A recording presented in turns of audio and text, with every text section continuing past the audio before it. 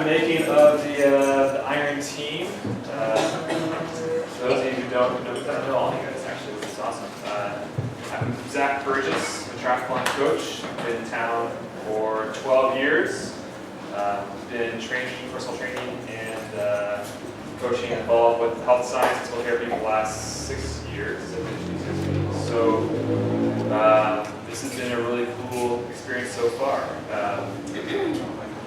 It all kind of started with just personal training at the beginning, and was fortunate to get exposed to the triathlon world very early on with my dad being an Ironman athlete. And when I started getting involved in triathlon myself, the clients I had, guys like Dave and Renaud and Doug, all of you guys just started off as training clients. And somehow I managed to pull their arms and legs enough for them to sign up for a triathlon and finish there. So we had a great time doing Ironman France last June. It was actually the four of us plus Jim Adams, who was here another anniversary board. This year the group kind of doing a new thing with the team and the training group, and things just kind of started rolling with different ideas of how to enhance the experience of triathlon in the community and for the guys and for the community. It's kind of where we ended up. So thanks for coming out. I'm very excited to tell you about the rest of the program. We started off as a set of us training, and with my background in triathlon and sports science, we realized pretty early on that the training group that we had is a really kind of unique concept. Been fortunate to have these guys for so long to figure out different kinds of workouts, different kinds of ways to challenge them. Aren't quite that typical with just swimming, just cycling, just running. We do trail runs, we've done time trial rides, we've done strength sessions, we've done foundation workouts, and in doing so many different things to prepare for our last race, it really turned out into a cool program experience. That being said, Ironman training can also be a very, let's see, what's the right word? Sometimes it can be lonely, sometimes it can be very strange to do long distances with a small group. I know we had lots of long days. There were some times where I saw these guys way too much, especially Dave. We go with those sometimes, it's fine. But never Doug much, Doug's not always the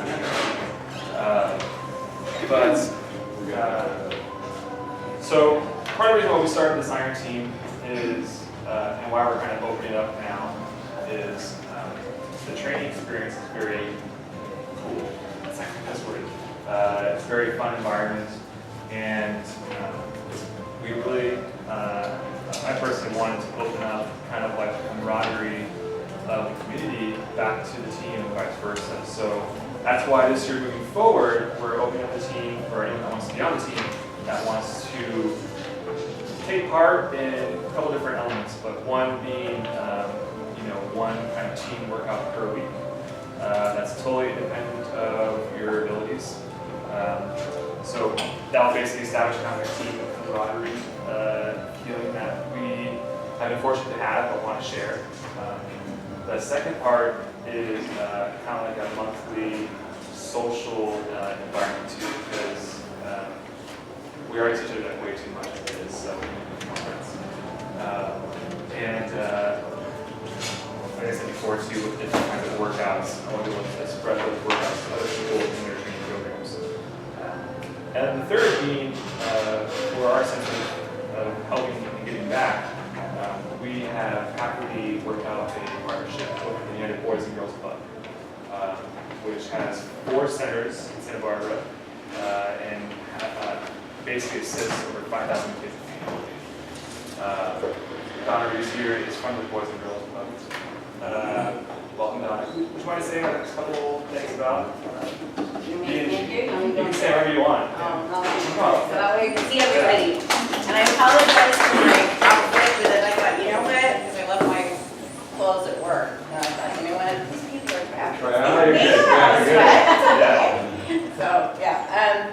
I'm Donna Reeves with the United Boys and Girls Club. I'm the development grant specialist, so I'm the money lady. I do all the fundraising, and we have four clubs throughout Santa Barbara County: Carpinteria, Santa Barbara West Side, Goleta, and Lompoc. And we have a 55-acre residential ranch that we actually rent out for corporate events, and that kind of thing during the year. But that helps us to facilitate having our kids be able to go to camp throughout the summertime, and that's really important. Part of my job is to actually re-educate the community as far as what the Boys and Girls Club actually is. And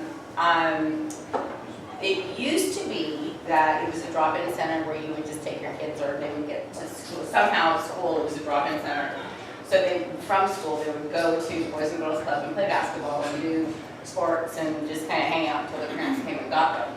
That's no longer the case. It's a full-fledged educational facility. So we have 5 core elements that we try to teach kids, and it's more educationally focused. So like the hour that they get there, we provide safe transportation from school to each facility, and then from the time that they get there, they have snack and they do their homework, and that's called power hour. And there's nothing else that's going to distract them away from being able to do that.